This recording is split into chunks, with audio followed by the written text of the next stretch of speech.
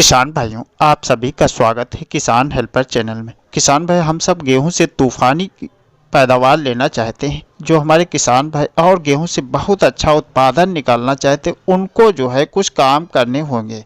यानी हमें basal dose पर जो है नाइट्रोजन, फास्फोरस और पोटास, बहुत सारे हमारे किसान भाई जो होते हैं, जैसे पोटास महंगी होने के कारण वो पोटास नहीं डालते हैं, और ये पोषक तत्वों की जो है पौधों की बहुत आवश्यकता होती है। तो आज हम इन पर चर्चा करेंगे। यदि हमारे क्षेत्र की मिट्टी कैसी है तो हमें कौन सी खाद डालनी चाहिए, कौन कौन से तरीके रखनी चाहिए, और हमारे पानी के अकॉर्डिंग कैसे जो है हमें खाद देनी चाहिए और हमें कौन कौन सी तरीके अपनाने चाहिए जिनसे हमें गेहूं से एक तूफानी उत्पादन मिल सके।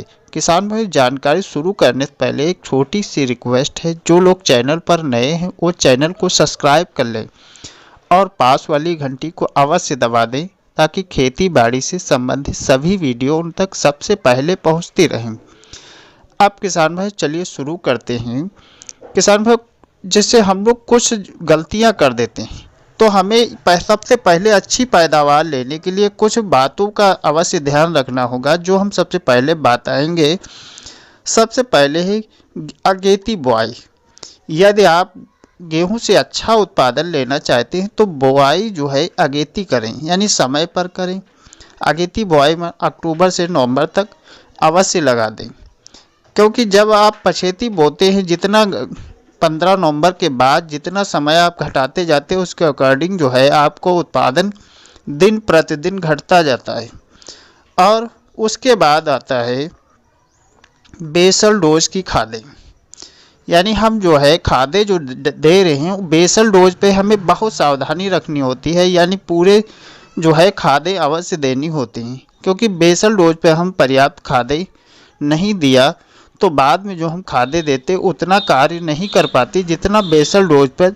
जैसे पौधे को वहाँ पर फास्फोरस, पोटास, नाइट्रोजन तीनों तत्व की बहुत आवश्यकता होती है। यानी जैसे पौधा ग्रोथ जमाव करता है तो वहाँ पर ये तत्वों की आवश्यकता होती है, और ये तत्व नहीं मिलते तो पौधा वहीं से बहुत स्लो गति से ग्रोथ करता है।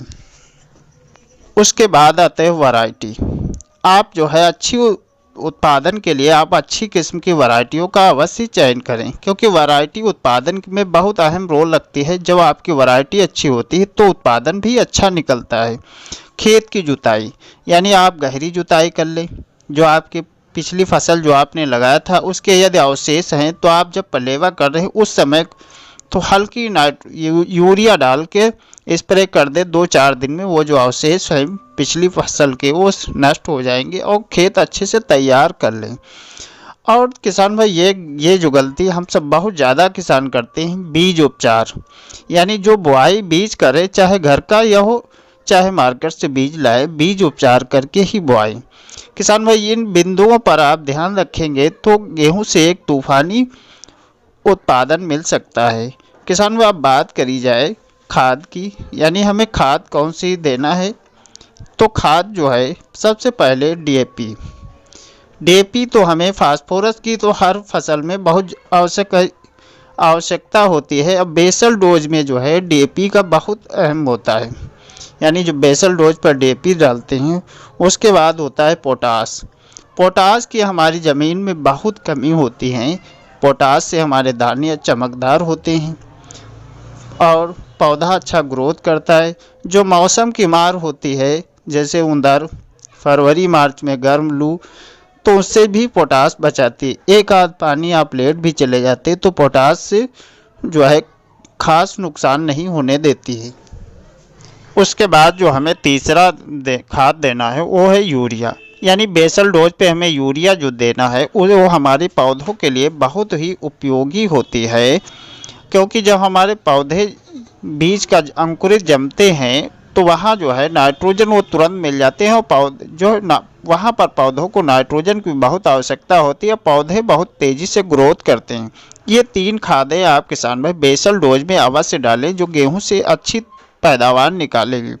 अब किसान भाई, ज़मीन की अकॉर्डिंग जैसे हमारे क्षेत्र की रेतीली मिट्टी है, तो वहाँ पर जैसे हमें कुछ खादें बढ़ानी होती हैं। जैसे हमको अब डीएपी के साथ जैसे रेतीली ज़मीन में जिंक का अवश्य प्रयोग करें। आप किसान भाई कहेंगे डीएपी और जिंक एक साथ नहीं, तो आप जिंक वो जो है चिलेटेड जिंक आप बहुत सारी मार्केट में आती हैं, कोई एक मिला सकते हैं और 500 ग्राम आप प्रति एकड़ के हिसाब से डाल सकते हैं। रेतीली मिट्टी में और जो कठोर मिट्टी है तो वहाँ जैसे दोमट मिट्टी है तो वहाँ आप सल्फ़र का प्रयोग कर सकते हैं। इससे जो है मिट्टी ढीली हो जाती है और पौधे तेज़ी से ग्रोथ करते हैं। किसान भाई इस तरीके से आप खादों का प्रयोग करेंगे और अपनी फसल की देखभाल करेंगे तो गेहूं से एक बहुत अच्छा उत्पादन आप निकाल सकते हैं।